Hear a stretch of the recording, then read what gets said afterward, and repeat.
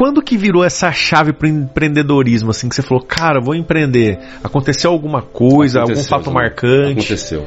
Eu tive uma grande crise de estresse trabalhando, porque eu trabalhava e não tinha propósito.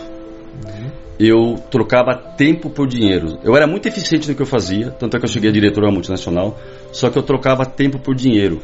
E se você ficar trocando tempo por dinheiro e achar que tudo é na força do seu braço, quando existe algo maior, não importa se você empreende, não importa se você é CLT, você vai ter problemas. E eu tive uma grande crise de estresse.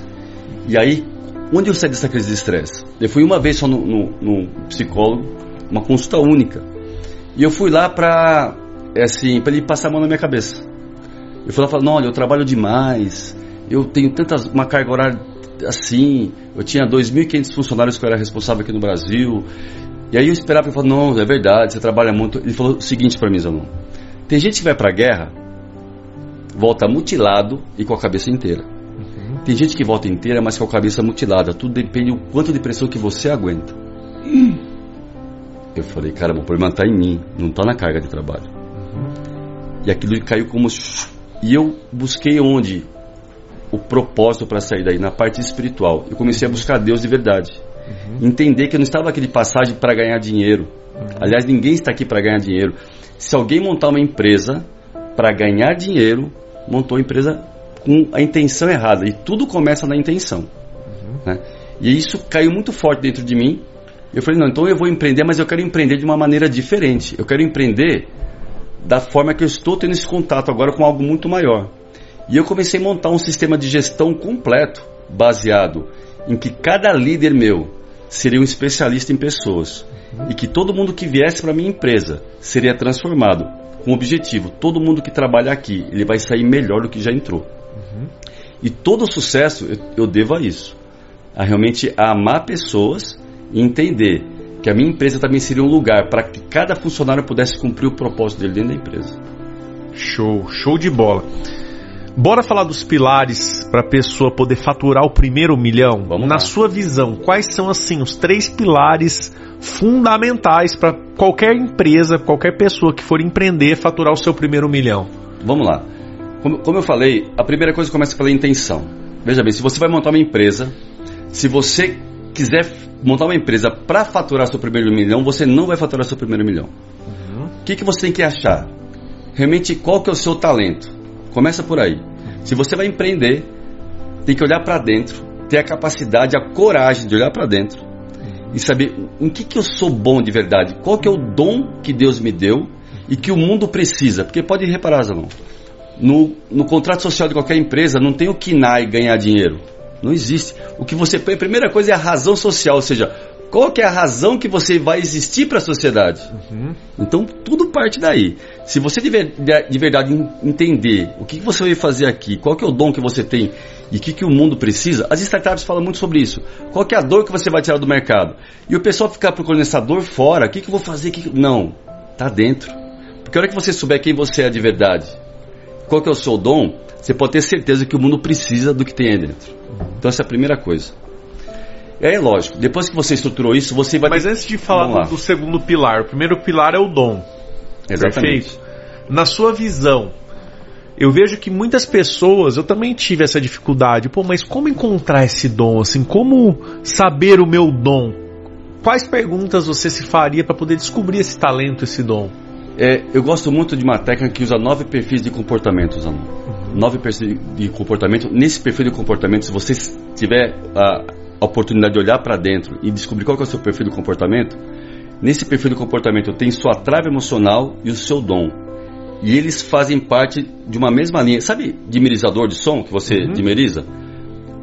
A sua trava emocional é o seu dom distorcido. E cada perfil de comportamento tem um tipo de dom que está dentro de você. Aí, dom é uma coisa e competência é outra. Então, tem a pessoa que tem o dom de realmente conectar com pessoas. Tem outra que ele tem uma energia forte para gestão. Tem outro, ou seja, de acordo com o perfil de comportamento, você tem um dom lá dentro. Que você se dá melhor em uma área. Você pode perceber, tem um empreendedor que ele é muito visionário. Ele sai sempre buscando muita coisa, tem grandes ideias.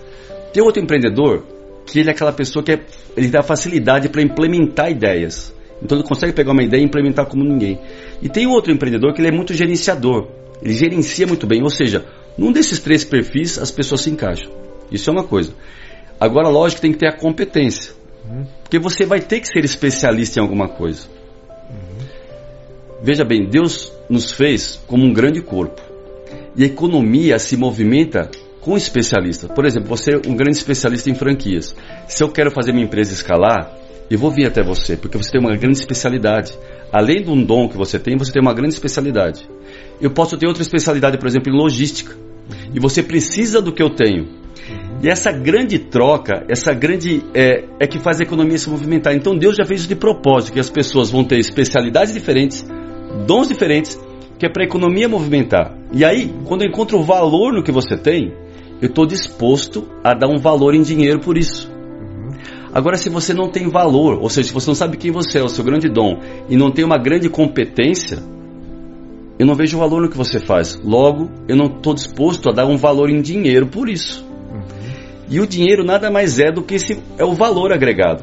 Por isso que eu sempre pergunto para as pessoas assim, quanto você acha que você merece ganhar por mês?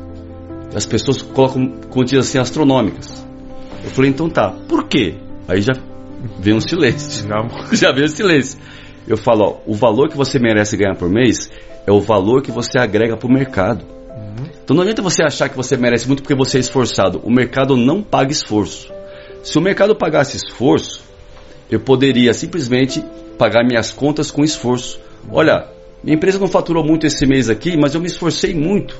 Ó, posso pagar imposto com esforço? Não.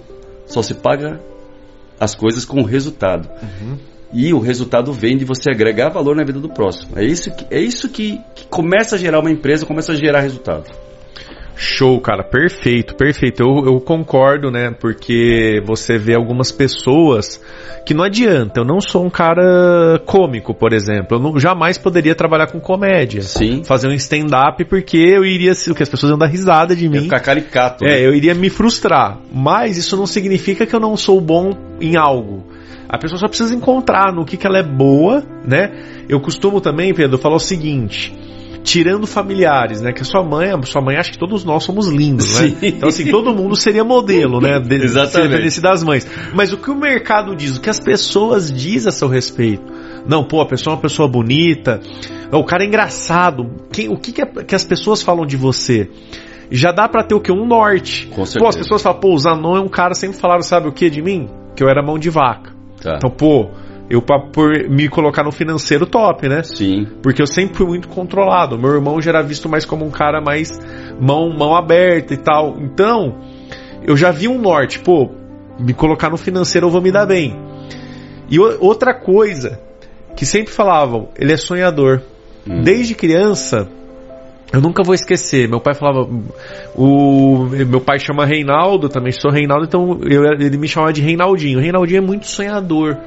Então, cara, eu falei, pô, se eu sou sonhador, né? Se eu tenho controle de finanças, se eu sou mão de vaca, eu posso empreender. Porque para empreender você tem que ter o quê? Sim. Visão, né? Sonhar grande, porque a gente é do tamanho que a gente sonha que a gente Exatamente. é. E também controlar aquilo, porque não adianta nada você faturar 1 milhão por mês e gastar 1,50 milhão, né? Exatamente. Eu prefiro faturar 100 mil, gastar 20 para faturar esses 100 mil e sobrar 80 no meu bolso, Com né? certeza. Então, show de bola.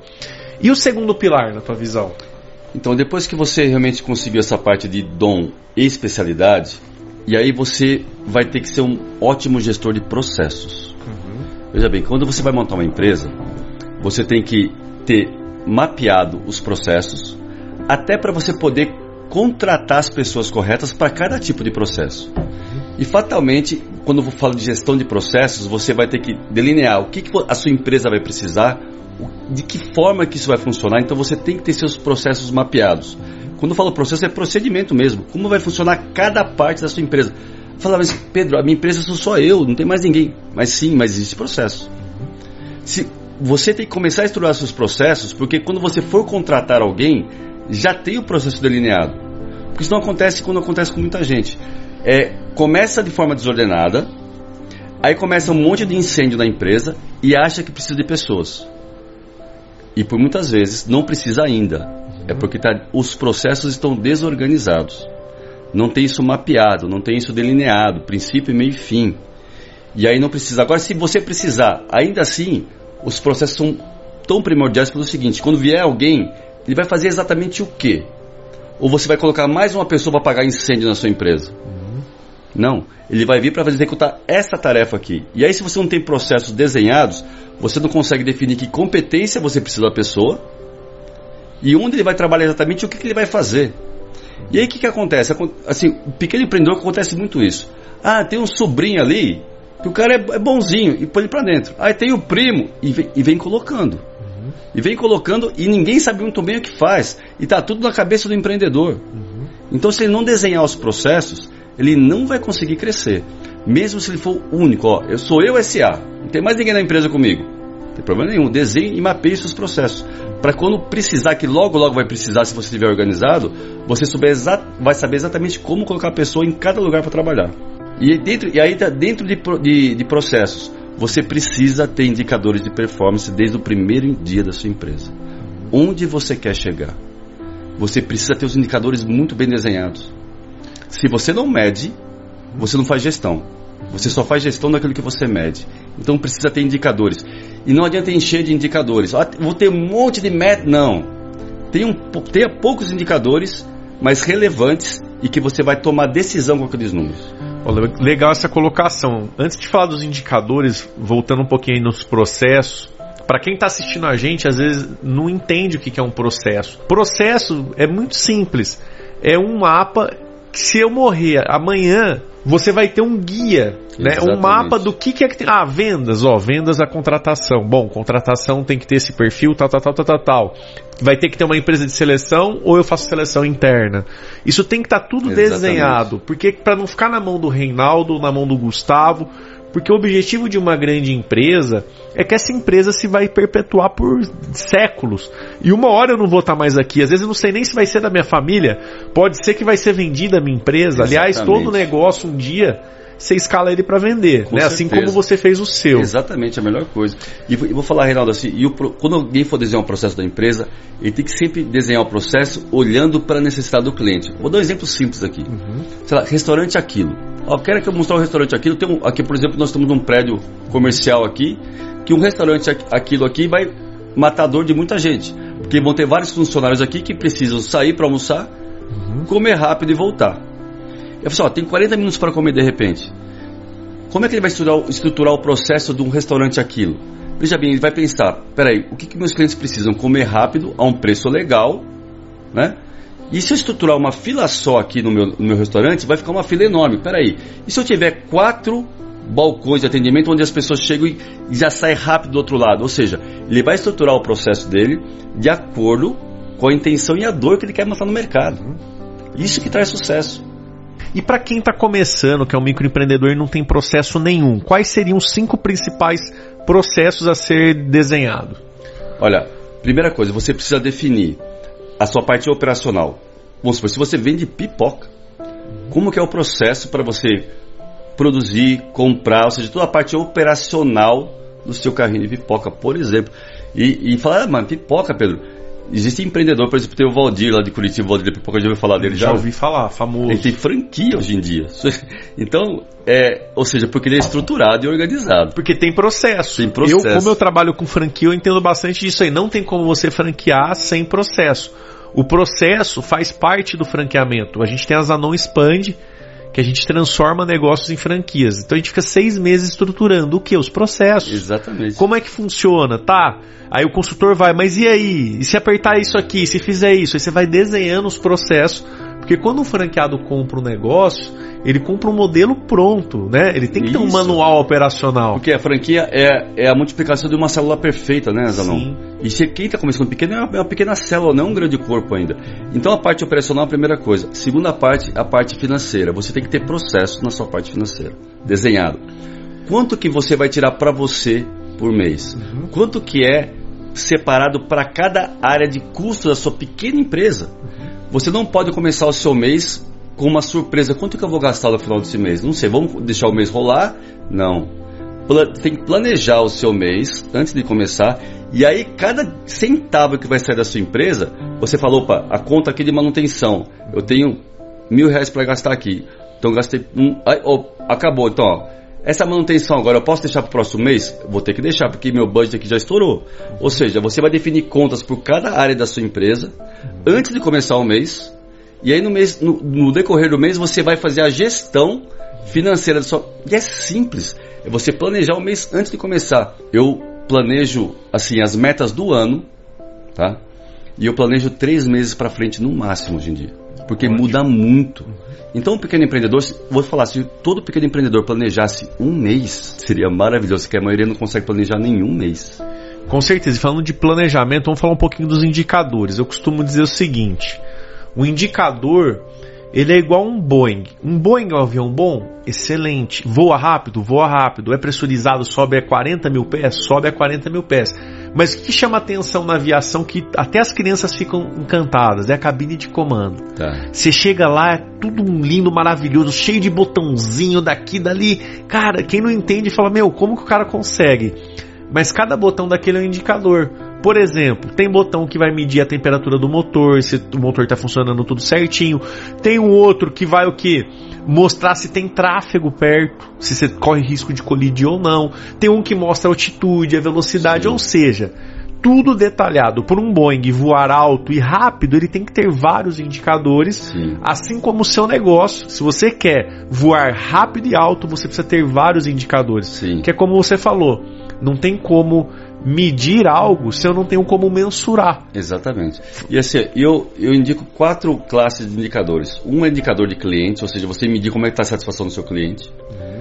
Aí você vai ter um indicador financeiro, um indicador de processo e um indicador de pessoas. Ou seja, o engajamento da sua equipe. Se você tiver 4 indicadores para começar, já está ótimo. Não precisa mais do que isso. Se você tiver muitos indicadores, você pode se perder em tanto número e não vai conseguir fazer a gestão disso. E você usa algum sistema para controlar esses indicadores? Quem está começando, às vezes, não tem tanta grana, às vezes, para usar um sistema tão avançado. Você indicaria algum? Assim, qual que é o básico? Como que... Olha, vou controlar o quê? Numa planilha de Excel? Alguém vai alimentando? Você pode começar numa planilha de Excel, Zanon. Não precisa de um sistema. O importante é você medir. Eu sempre falo que tudo que eu falo, eu busco base bíblica também. Deus fez o homem e viu que era bom. Fez os animais e viu que era bom. O próprio Deus gerou o indicador e foi checar para ver se era bom. Entendeu? Então você precisa fazer e checar, e pode ser simples. Uma planilha Excel é suficiente para isso. Tem um estudo que foi feito numa empresa inglesa, uma linha de produção, tá? Que não tinha controle, tinha uma produtividade. E aí eles simplesmente colocaram algumas pessoas na linha de produção com uma camiseta escrito monitor, com uma prancheta na mão. Não estava medindo nada. A produtividade aumentou em 16%. Uau. Então precisa medir. Se você medir de verdade, de olhar e colocar energia, porque não é só o medir, sabe, Zanon? É você colocar energia onde você está olhando. Onde você olha e coloca energia, aquilo cresce. Não tem como. Então se você medir, olhar, acompanhar e fazer a gestão, aquilo cresce. Porque além de você olhar com números, você consegue tomar a decisão correta, tá? Você colocando energia, aquilo movimenta. O seu sonho é alimentado pela sua atenção.